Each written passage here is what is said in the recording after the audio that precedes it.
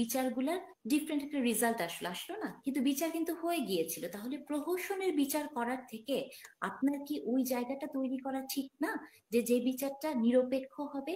কারণ বিচার তো শুধুমাত্র আপনি আমার বিচার করে দিলেই হলো না। এই ডক্টর ইউনূসী কিন্তু প্রথমে এসে তার বক্তব্যতে উনি বলেছেন যে ভারতের সাথে আমাদের একটা সম্পর্ক হতে হবে, যেটা হচ্ছে দুই দেশের একটা মানে দুই দেশে কি একটা শব্দ বলেছে, ন্যায্যতার ভিত্তিতে, তাই না? অ্যাকচুয়ালি দেখেন, আমজনতা হিসেবে, হ্যাঁ, বা প্রান্তিক মানুষ হিসেবে আপনি আমি কি চাই না?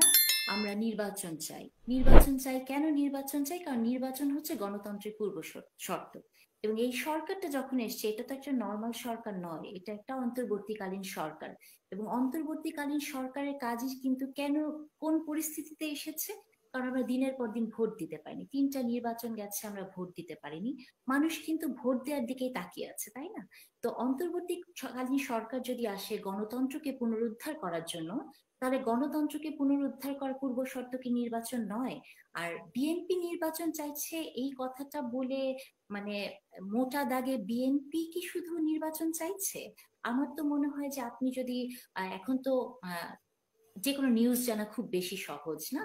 যে কোনো চ্যানেলে গেলে আপনি যদি মানে জনগণের পারসেপশনটা দেখতে চান, আপনি দেখবেন যে সবাই মোটা দাগে ইলেকশনটাই চায়। তো ইলেকশনটা আমার গণতান্ত্রিক অধিকার, আমি মনে করি না যেটা কোনো দলীয় অধিকার। এটা বিএনপি চাচ্ছে।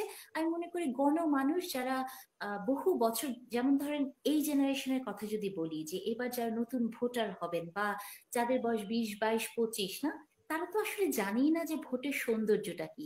ইভেন আমি আমি তো জানি না ভোটের সৌন্দর্য কি। মানে আমি মাত্র 2টা ইলেকশনে ভোট দিতে পেরেছি, তাই না? তো আমরাই জানি না ইলেকশনের সৌন্দর্যটা কি। তো ইলেকশন চাওয়াটা তো গণতান্ত্রিক অধিকার। আমি মনে করি না যে ইলেকশন চাওয়ার মধ্যে কোনো ধরনের অপরাধ আছে। কিন্তু সমস্যাটা কি হয়েছে জানেন? এই মুহূর্তে বাংলাদেশের সিচুয়েশনটা এমন, আগে যেমন আপনি কোনো একটা কথা বললেই আপনাকে মানে সে যদি এই প্রশ্ন আসে, আপনি আমাকে বলেন, যদি একটা সত্যিকারের বিচার আপনি করতে চান, এখানে একজন ব্যারিস্টার আছেন, উনি ভালো বলতে পারবেন তড়িৎ গতিতে কোনো বিচার কি মানে আপনি দেখেছেন যে বেগম খালেদা জিয়াকে কিভাবে অন্যায়ভাবে তাকে সাজা দেওয়া হয়েছে। আবার কি হলো কালক্ষেপণে পরবর্তীতে যে এই ইলেকশন এই বিচারগুলার ডিফারেন্ট একটা রেজাল্ট আসলো না, কিন্তু বিচার কিন্তু হয়ে গিয়েছিল। তাহলে প্রহসনের বিচার করার থেকে আপনার কি ওই জায়গাটা তৈরি করা ঠিক না, যে যে বিচারটা নিরপেক্ষ হবে? কারণ বিচার তো শুধুমাত্র আপনি আমার বিচার করে দিলেই হলো না।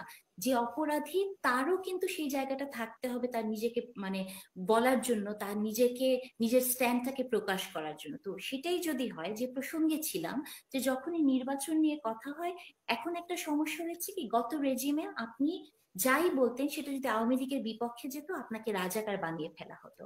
আর এই মুহূর্তে আপনি যখন নির্বাচন চান, তখন আপনাকে বলবে আপনি হয় বিএনপি করেন, নয় আপনি ক্ষমতা লোভী। কিন্তু মানুষ বুঝতেই পারে না যে নির্বাচনটা আপনার গণতান্ত্রিক অধিকার। এখন যদি নতুন দলটির কথা আমরা বলি, যেটি মাত্র গত শুক্রবার আত্মপ্রকাশ করলো, এই দলটা এখন বলছে যে গণপরিষদের নির্বাচন এবং জাতীয় নির্বাচন একসাথে হতে হবে। তাদের এটা কথা। গণপরিষদের নির্বাচন 1972 সালে এদেশের সংবিধানের জন্য হয়েছিল। দেখেন, গত 6 মাসে আমরা কিন্তু ফার্ম কোনো কথা শুনিনি। আমরা এক এক সময় এক এক কথা শুনি না। সংবিধান নিয়ে কত কথা হয়েছে। একবার বলছে সংবিধানের কিছু ক্লজ কে সংশোধন করতে হবে, একবার বলছে সংবিধান বাতিল করে দিতে হবে। তারাই তো তাদের জায়গায় আসলে ঠিক ডিসিশনটা দিতে পারে নাই। তো আমি মনে করি আপা, যে সংবিধান কখনো আপনাকে স্বৈরাচারী করে না। আপনি নিজে স্বৈরাচারী হন। এবং আমাদের হুম। যে সংবিধানটা আছে, তার কিছু জায়গা হয়তো আপনি পরিবর্তন করতে পারেন, কিন্তু আপনি কি এটা, সংবিধান কি আর্মি ইনভেনশনকে বন্ধ করতে পারে? পারে না। তাহলে সংবিধান এমন একটা জিনিস যে সেটা আপনাকে স্বৈরাচার করে না। তো একটা গরিব দেশে, যে দেশের অর্থনৈতিক অবস্থা ভেরি ফ্র্যাজাইল, ভঙ্গুর না, ওইরকম একটা ফ্র্যাজাইল গণতন্ত্রের দেশে, অর্থনীতির দেশে, দুটো ইলেকশন একসাথে করাটাও কিন্তু অর্থনীতির জায়গাটাও আপনাকে দেখতে হবে। আর যদি ইলেকশনের কথা বলেন যে বিচার করে ইলেকশন করতে হবে, বিচার ছাড়া, সার্জিস আলম যেটা বলেছে যে শেখ হাসিনার বিচার ছাড়া কোনো ইলেকশন হবে না এই দেশে, সবকিছুই ঠিক আছে। কিন্তু গতকাল বা পরশুদিন আপনি যদি বিবিসিতে ডক্টর ইউনূসের বক্তব্যটা দেখেন, শেখ হাসিনার বিচারের মেইন একটা জায়গা কিন্তু ভারত, তাই না? এটা আপনাকে মেনে নিতেই হবে, উনি এখন ভারতে আছেন। তো ডক্টর ইউনূস এই প্রসঙ্গে বলেছেন যে ভারতের সাথে নাকি আমাদের একটা চমৎকার সম্পর্ক আছে। হ্যাঁ, আমি বুঝতে পারলাম না যে গত 6 মাসে এমন কি ঘটনা ঘটলো যে ভারতের সাথে আমাদের একটা চমৎকার সম্পর্ক তৈরি হলো, অথচ এই ডক্টর ইউনূসই কিন্তু প্রথমে এসে তার বক্তব্যতে উনি বলেছেন যে ভারতের সাথে আমাদের একটা সম্পর্ক হতে হবে যেটা হচ্ছে দুই দেশের একটা মানে দুই দেশে কি একটা শব্দ বলেছে, ন্যায্যতার ভিত্তিতে, তাই না? তো এমন হুম। কি ন্যায্যতা ভারত গত 6 মাসে দিয়ে দিল যে আমাদের সাথে একটা চমৎকার সম্পর্ক ভারতের হয়েছে। যদি ভারতের সাথে চমৎকার সম্পর্কই হয় তাহলে আমার প্রশ্ন, এখনো ভারতীয় ভিসার বিষয়টা কেন নর্মাল হয়নি? আপনি কি একজন সাধারণ জনগণ হিসেবে, মানুষ হিসেবে যারা চিকিৎসার জন্য ভারতে যেত, সেই ভিসা কি এখন কন্টিনিউ করা হচ্ছে? হচ্ছে না তো, ভিসা সিস্টেম নর্মালাইজ হয়নি। ভারতের পক্ষ থেকে এখন পর্যন্ত আপনি কি শুনতে পেরেছেন একটা শব্দ শেখ হাসিনা সংক্রান্ত, যে শেখ হাসিনাকে তারা ফেরত দেবে কি দেবে না, বা উনি সংক্ষেপ ওনার করুন। ইউজ করে অনেক কিছু করছে, তাই না? তো আমার মনে হয় না যে শেখ হাসিনার বিচার না করে, মানে এটা তো তাহলে অনন্তকাল যাবে। আর বিএনপি এমন ভাবে সাফার করেছে গত 17 বছর।